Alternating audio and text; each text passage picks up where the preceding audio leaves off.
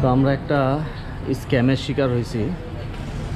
আমাদের ব্যাংকক থেকে যে বাসটা উঠাই দিছে, বাসটা আমাদের অর্ধেক রাস্তায় নামায় দিছে এবং আমাদের আরেকটা লোকাল বাসে উঠাই দিবে, যেটা কিনা যাইতে ফুকেট পর্যন্ত 7 থেকে 7.5 ঘন্টা সময় লাগবে। তাই আমরা এখানে আরেকটা অফার পাইছি, 150 বাত করে দিলে আমাদের একটা মিনি বাসও উঠাই দিবে, যেটা কিনা 4-4.5 ঘন্টার মধ্যে ফুকেট পৌঁছায় দিবে। তো আমরা বাধ্য হয়ে আবারও 150 বাত করে দিলাম, যাতে আমাদের মিনি বাসে করে ওরা উঠাই দিতে পারে। তো পৃথিবীর কোনো দেশেই শান্তি নেই, সব দেশেই অশান্তি আর স্ক্যাম দিয়ে ভরা। এটা আমাদের ভুল হয়েছে যে আমরা একটু দেরিতে বাস স্টপে পৌঁছেছিলাম, যার ফলে আমরা টিকিট কাটতে একটু দেরি করে ফেলছি এবং টিকিট শেষ হয়ে গেছে। আমরা চলে আসছি আমাদের কাঙ্ক্ষিত হোটেলে, হোটেল সাহারা। কিন্তু এখানে একটা প্রবলেম হচ্ছে, চেক ইন হচ্ছে 2 PM আর এখন বাজে হচ্ছে প্রায় 12টা। দ্যাট মিন্স আরও 2 ঘন্টা আমাদের এখানে অপেক্ষা করা লাগবে। তো আমাদের কাছে আর কোনো রাস্তা নেই অ্যাকচুয়ালি ওয়েট করা ছাড়া। দেখি একটু ওয়েট করি। ভালো লাগছে, অবশ্যই ভালো লাগছে। আচ্ছা, যাই আছে, আমাদের প্ল্যান হচ্ছে কোনো প্ল্যান নাই। এখন বেরোতেছি, হালকা পাতলা কিছু খাবো, খাওয়ার পরে যদি বৌদ্ধ টেম্পল যাওয়ার মতো সময় থাকে তাহলে যাব এবং সেখান থেকে ঘুরে চলে আসব। কালকের প্ল্যান কি জানি না, নিরুদ্দেশ আর কি, এক কথায়। যাই দেখি কি হয়।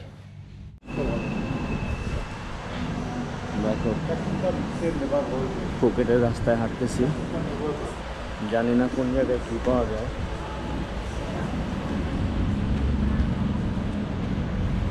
দোস্ত, any idea where to go? আচ্ছা, আমাদের হোটেলটা কোনটা জানি, চানা ফুকেট না? হ্যাঁ, এটাই চানা ফুকেট। তো অনেক কষ্টে হালাল ফুড পাই না শেষ পর্যন্ত একটা পাইলাম এবং কিছু অর্ডার দিলাম। জানি না খাবার কেমন হয়, ভালো হয় না মন্দ হয় জানি না, তবে বাইচা থাকতে তো হবে, খাইতে হবে, নাহলে মাথা ঘুরে পড়ে যাবে।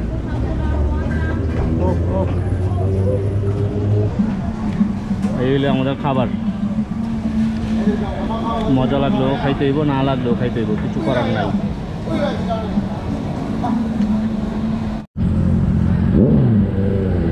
আমরা শেষ পর্যন্ত একটা মোটরসাইকেল হায়ার করছি for going big Buddha. And I think আজকে সন্ধ্যার আগ পর্যন্ত যতটুকু সময় আছে আমরা এটা ক্যাপচার করতে পারবো। যাচ্ছি বিগ বুদ্ধাতে।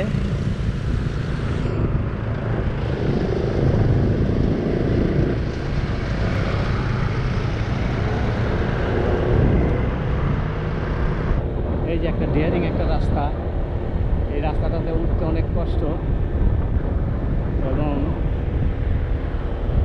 আমরা যখন বাসে করে আসতেছিলাম আমাদের ভয় লাগতেছিল রাস্তাটা দেখা, যে এই রাস্তাটার মধ্যে কীভাবে মানুষ ড্রাইভ করে।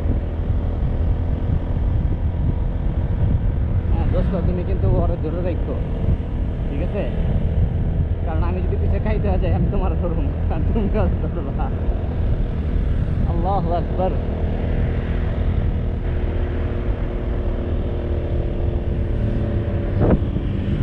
আমরা যাইতে যাইতে তো পুরো রাস্তা ভিডিও করা সম্ভব না, যতটুকু দেখাইছি আরেকটু দেখাই। ওই যে দেখেন, মানে বীজ দেখা যায় না? তো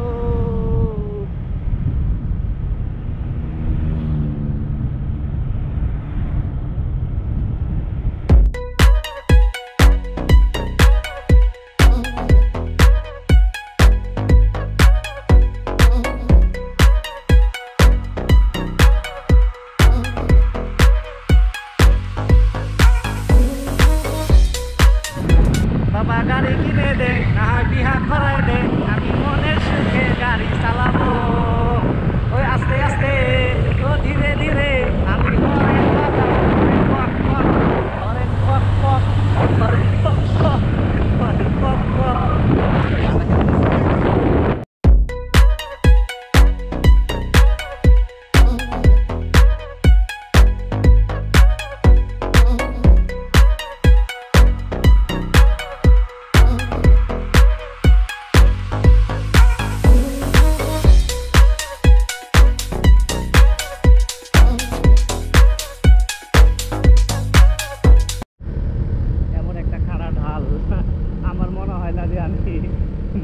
বিকেলে উঠতে পারো। Thanks to my brother driver bro, he is driving too well. স্কুটারের সম্পর্কে আমার আইডিয়া নেই, স্কুটার যে এত পাওয়ারফুল এটা আমি ফার্স্ট দেখলাম।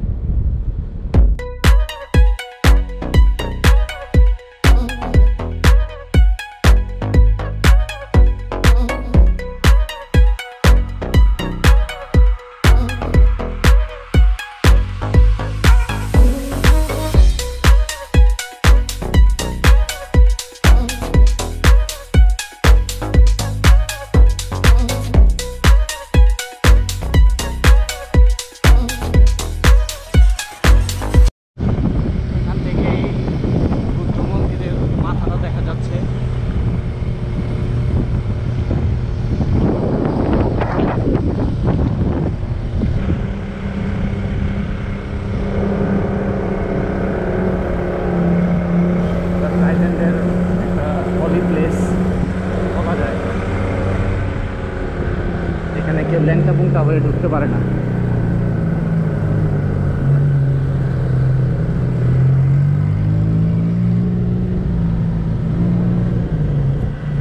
ওকে okay, thank you. Will stay there? Okay okay okay, thank you.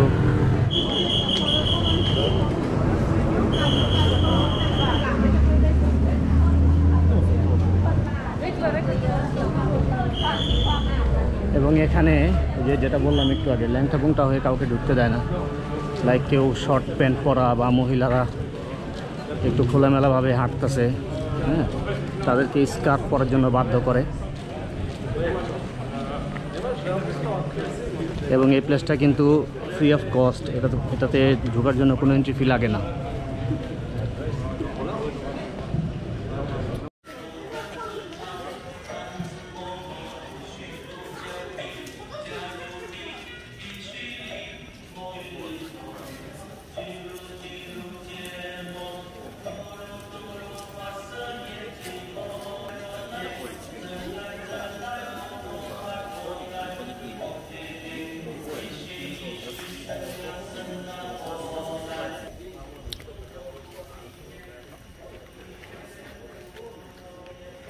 গেছিলাম এই মন্দিরটার সামনে, এবং ওইখানে কি যেন একটা ওদের ধর্মীয় গান লাগায় রাখছে।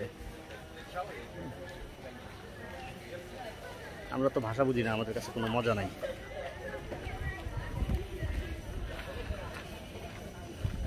আমরা বুদ্ধ টেম্পলের ভিতরে চলে আসছি, দেখে আপনাদের।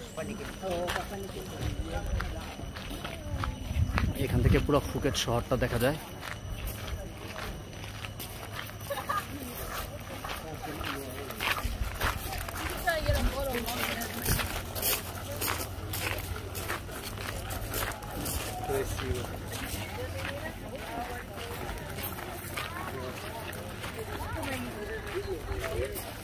এই যে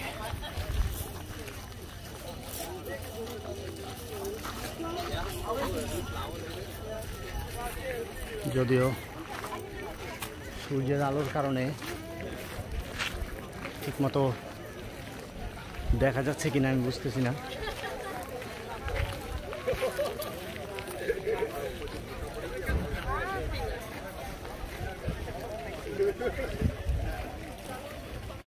এবার আসুন বিগ বুদ্ধা সম্পর্কে আপনাদের কিছু তথ্য দেই।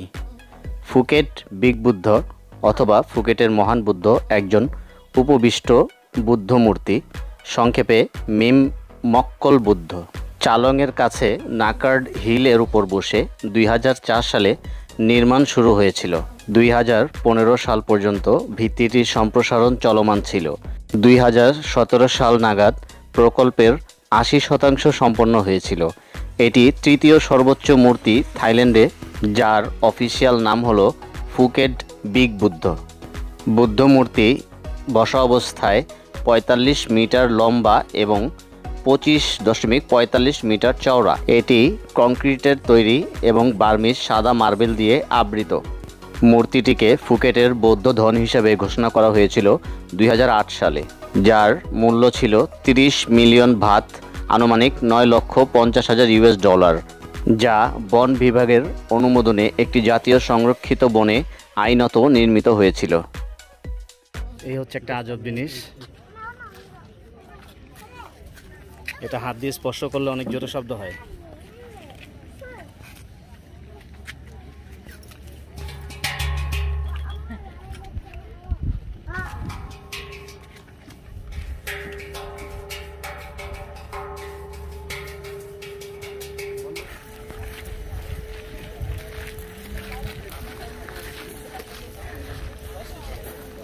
আমরা এখন বুদ্ধ টেম্পলের উপরে ওঠার চেষ্টা করি।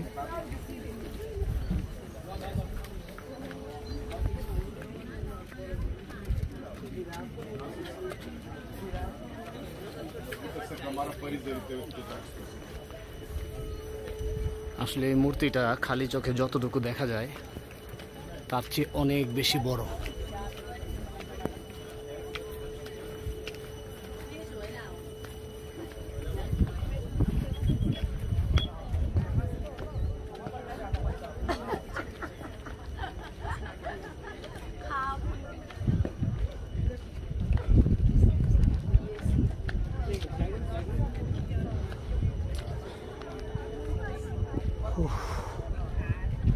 উপরেও তো অনেক মানুষ।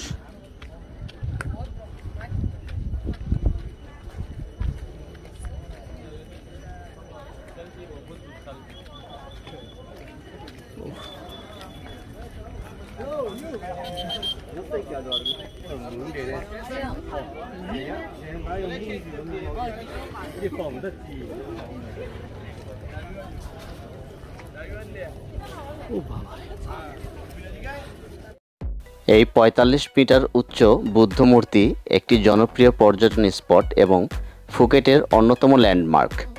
আপনি দ্বীপের অনেক অংশ থেকে মূর্তিটি দেখতে পারেন এবং এই স্পট পরিদর্শন করার সময় আপনি সেই স্মৃতিচিহ্নগুলি কিনছেন তা নিশ্চিত করুন। মন্দির কমপ্লেক্স অতিথিদের প্রবেশের জন্য চার্জ করে না। এই মন্দিরে আপনি স্থান এবং বুদ্ধের ইতিহাস সম্পর্কেও জানতে পারবেন, কারণ এখানে সর্বদা একজন ভিক্ষু উপস্থিত থাকেন। ফুকেট বিগ বুদ্ধ হলো দ্বীপের প্রধান হাইলাইটগুলোর মধ্যে একটি, যা আপনাকে ছোট ঘণ্টার শব্দ এবং হলুদ বৌদ্ধ পতাকা ওড়ানোর মাধ্যমে একটি অবিশ্বাস্য অভিজ্ঞতা প্রদান করে। একটি মৃদু ব্যাকগ্রাউন্ড ধর্মসঙ্গীত সারাদিন বাজাবে এবং আপনাকে মন্দিরের মধ্যে পবিত্র এবং প্রাণবন্ত মুহূর্তের মধ্যে রাখতে চেষ্টা করবে। এই বিশাল কাঠামোর রক্ষণাবেক্ষণের জন্য তহবিল সম্পূর্ণভাবে অনুদান থেকে সংগ্রহ করা হয়।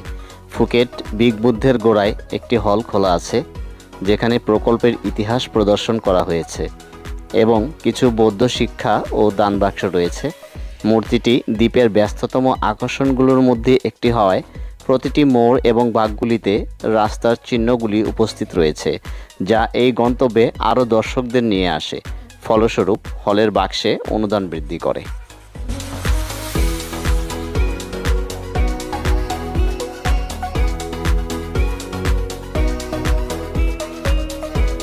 তা আমরা বিগ বুদ্ধা টেম্পল থেকে বিদায় নিচ্ছি। অনেকক্ষণ আমরা এখানে টাইম স্পেন্ড করলাম। এবার বিগ বুদ্ধা টেম্পল থেকে বিদায় নেওয়ার পালা। পাহাড়ের আঁকাবাঁকা রাস্তায় ছুটে চলল আমাদের স্কুটার এবং বিকেলও প্রায় শেষ মুহূর্তে। সন্ধ্যা এই বুঝি নামলো, আর আমাদের চোখে মুখে ক্লান্তির ছাপ। প্রায় 40 ঘন্টা যাবৎ আমরা ট্রাভেলিংয়ের উপরে আছি। কখনো ট্যাক্সিতে, কখনো প্লেনে, কখনো বাসে, কখনো মাইক্রোবাসে, আবার কখনো স্কুটারে। তবে এই ভেবে খুব আনন্দ লাগছিল আগামীকাল আমাদের ফিফি আইল্যান্ডের ট্যুর হবে। খুব আনন্দে ছিলাম। রাতে ফুকেট শহরটা ঘুরবো, আর আমাদের তেমন কোনো কাজ নাই। সবাইকে আমার থাইল্যান্ডের তৃতীয় পর্ব দেখার অনুরোধ রইল, মানে ফিফি আইল্যান্ড ট্যুরের পর্বটা দেখার অনুরোধ রইল। এই পর্বটাও সবাই কষ্ট করে দেখেছেন, তাই সবার প্রতি রইল আমার কৃতজ্ঞতা। সবাই একটু লাইক বাটনে ক্লিক করে দিবেন এবং কোনো ইনফরমেশন জানার থাকলে আমাকে অবশ্যই কমেন্ট করে জানাবেন।